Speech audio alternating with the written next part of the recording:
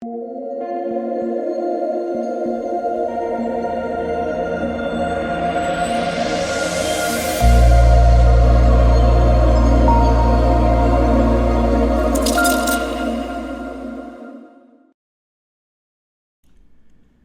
what is going on, guys? It's DK. Back at you with another video here to break down the preseason NFL showdown slate between the New England Patriots and the Philadelphia Eagles on Thursday. If you guys are new to the channel, welcome. My name is DK. I make daily videos and live stream for NBA and NFL slates on Draftkings. Also make videos for PGA Daily Fantasy Sports and NBA Top Shot. If you're unable to watch these YouTube videos, I also upload an Apple podcast. I'll have a link down below. It's called the DKDFS Show. If you have an extra minute or two out of your day, if you could leave a 5-star rating and review, that would really help me out. Boost me up in those Apple Podcast rankings. If you're interested in signing up for premium content, I offer a ton of different packages on Patreon. NBA package, again, Summer League just ended, but I want to give a special shout out to all you guys that signed up. We had a phenomenal, 11 days of Summer League. Takedowns every single night. So congrats to all of you. It was great for me as well. Very, very profitable. Loved seeing you guys. Loved seeing just the logos at the top. I mean, every single slate, main slate, early slate, late slate, logos at the top every single day. Loved to see that. I offer an NFL package that includes preseason. So we have a lot of preseason action coming up. I believe games Thursday through Sunday through Monday actually. So I'll have videos every single day. I'll be doing live streams. Again, a ton of content off of that package. Obviously, that'll include regular season as well. And then the esports package includes Call of Duty and CSGO, and a gold package that includes everything and the Discord. And I do want to thank PrizePicks for sponsoring this episode. So, if you guys are not familiar with PrizePicks, a few different ways you can play. So, for NFL, the first way is you just take over, under, and straight up fantasy points. So PrizePicks will post players and then project fantasy scores, and you either take the over or the under, or you can go over single stats. You can take over, under on straight up rushing yards or passing yards, receiving yards, right? So I really like it. It's a nice change of pace. You're not playing against anyone. You're just playing against a house. Also, you can mix and match sports. And if you look at the top here, they have every single sport you can think of: esports, PGA, MLB. So if you guys want to try it out, sign up, use the code DKDFS, DKDFS, all one word. I will have a link down below. You get a 100% match up to $100. So you deposit $100 using my code. You will get a free $100 to play with.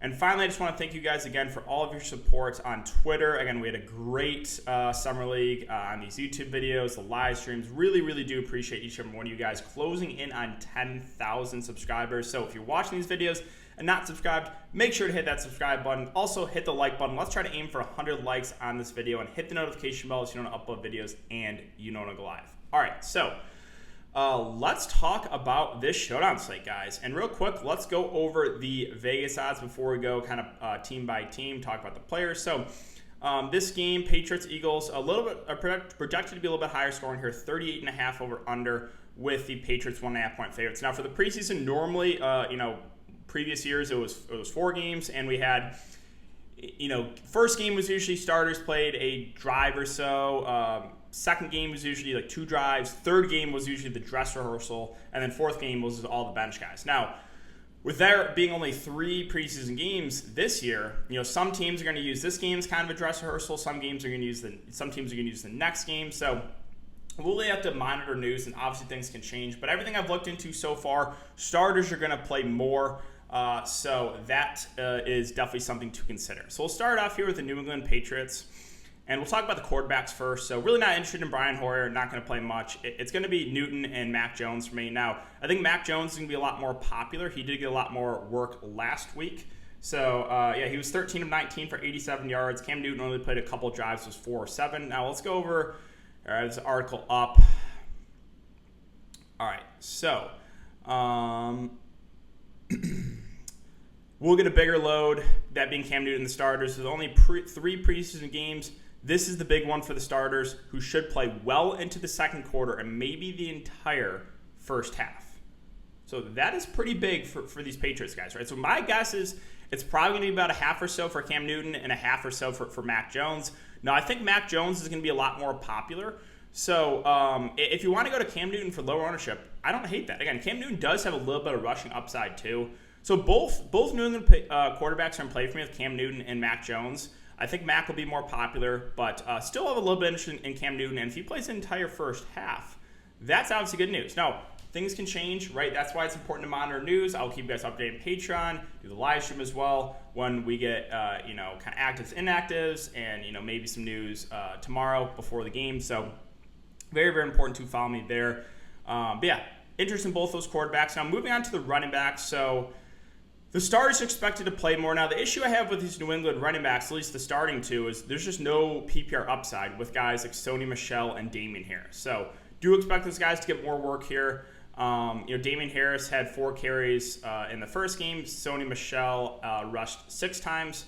Again, the issue is they're bruiser backs, right? They're not going to be catching a lot of balls, which does lower their floor. So if they don't break a big run or don't get in the end zone, they're probably not going to get there. So that is the issue with guys like Damian Harris and Sony Michel. Now, I don't think they're out of play because I do think they're going to get more work here.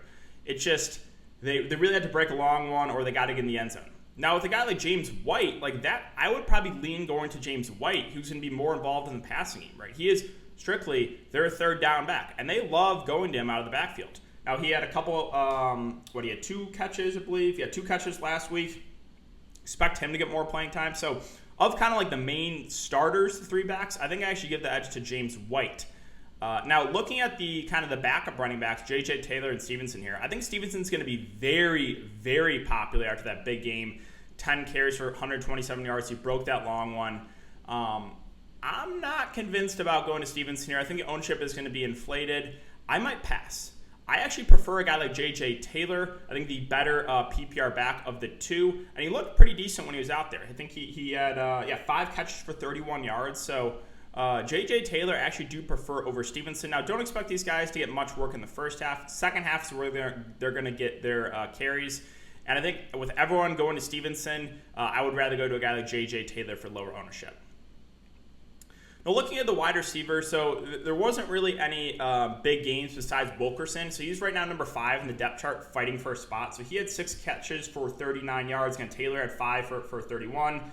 And then everyone else is either 2, 1, or 0 catches. So Wilkerson is going to be popular. Now, again, I think he will get a little bit of work in the first half and a good amount of work in the second half. Ownership is going to be up on him, so don't mind it. N'Keal Harry also got a lot of work, and he's fighting for a spot too. Right now, he's number 4 in the depth chart. With Wilkerson having the great game last week, maybe a slight edge to Harry for lower ownership. Again, they're number 4, number 5 in the depth chart here. I can bring it up. So look at the wide receiver depth chart. Harry number 4, Wilkerson number 5. But yeah, as far as like the main 2 guys here, Aguilar, Jacoby Myers, I think these guys are fine too.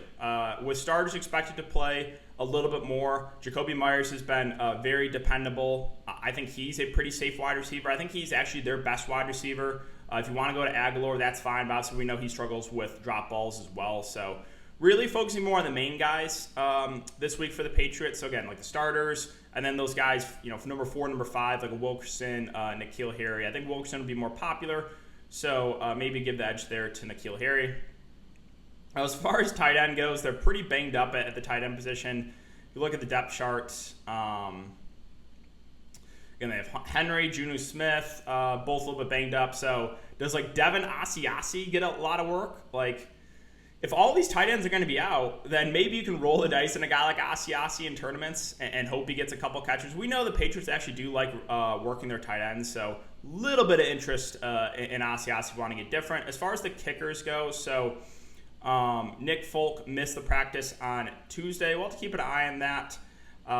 They also have Quinn Nordine on the roster. If they're going to play both kickers, and I don't think really we can get to either. And the defense, so the defenses were, kind of lock and loads in the first showdown slates. But with starters expected to play a little bit more, the defenses become a little bit riskier. Now, I'm not saying to fade the defenses. I just don't think they're plug-in plays on this showdown slate. Let's move on to the Philadelphia Eagles. So, the Philadelphia Eagles, they use 3 quarterbacks last game: Hurts, Mullins, and Flacco. Hurts only played a couple series, looked decent when he was out there. Flacco had the one long ball to Quez Watkins, and then Nick Mullins was pretty bad. Really, the guy I'm looking to here is Jalen Hurts, and again, it's because of the rushing upside. Now, he saw 2 drives. He did have he rushed the ball once. I expect him to play a little bit more here. Again, monitor news, but we could get a quarter and a half, maybe even 2 quarters out of Jalen Hurts. So right now, he's the preferred option for me. Plus, again, he's got that rushing upside, which is massive. So Hurts is going to be the guy for me. Flacco, Mullins probably going to stay away for now. Now, running back, so Kerryon Johnson got injured and got released, so that actually is pretty significant. Huntley's been a little bit banged up. It's only ribs. I expect him to play. Starters expected to play a little bit more. I don't know if I want to go to a bruiser like Jordan Howard. Again, doesn't have a ton of the PPR upside. Yeah, so Miles Sanders missed the last game, but I expect him to get a decent amount of work in this game with starters expected to play more. We know Sanders is good runner, also good pass catcher. So if we do get news that he's going to get play into the second quarter, then obviously he's a safer target. A guy I like, again, I was very high on last night, is going to be Kenny Gainwell. So great. He's a scat back. He is literally out there more for his pass catching ability. He's been getting a lot of praise in camp, and they're getting him more reps of the first team offense too. So I expect a lot of work here for Kenny Gainwell. I really do like him at running back. So yeah, Sanders, Gainwell, and then Huntley. I think it would be the third guy I look to. Obviously monitor his status. I would assume he plays, but we don't know that for sure. All right, so moving on to the wide receiver position for Philadelphia. So we know Quez Watkins had that big catch, one for 79 and a touchdown. He also had one just overthrown by Jalen Hurts. As far as the other receivers, no one really had more than one or two catches. We saw Ertz get a little bit involved. He's actually been playing well and getting some praise. So like we go over here to the Eagles. Again, Hurts been a little bit up and down, but he's obviously someone we have interest in. Quez Watkins looked great. I think he's going to be a very popular play in the slate. And then Zach Ertz. Yes, he's getting up there in age, but he still looks pretty solid. He was a little bit banged up last year, and I feel like people just quit on Zach Ertz.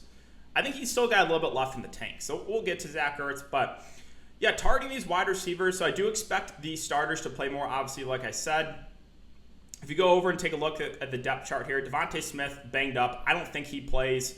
But again, we have Quez Watkins that look great, and Jalen Reagor still been getting a ton of praise in camp. So I think those are my main two focuses here for the Eagles would be Jalen Reagor and then Quez Watkins. We know Quez is going to be popular.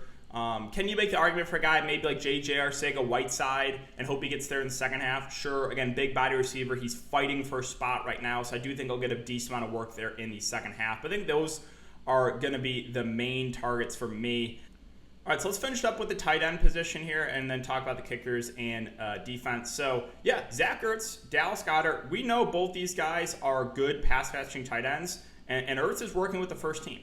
With the first team expected to play a little bit more, I'm actually okay going to Zach Ertz in GPPs. He had 2 catches last game for 20 yards. If you want to go to Goddard, I think that's fine too. Again, both are good receiving tight ends, and we know the Eagles love going to their tight ends. So, I actually do have interest in Ertz and Goddard. If you want to go there, I don't think ownership is going to be super high. Now, monitor status here of Jake Elliott because he's the only kicker on the roster. He's day-to-day with an ankle injury. If he's good to go for tomorrow, then I actually don't mind him because he's the only kicker, right? So if he's good to go, I'm good going to Elliott. If he misses, then obviously don't play him. They're going to have to bring someone else in, but they probably won't make the player pool, so then we stay away from the kicker from the Philadelphia Eagles. Again, finally, the defense. Defenses are both still in play, but not as good of plays with starters expected to play more in this game.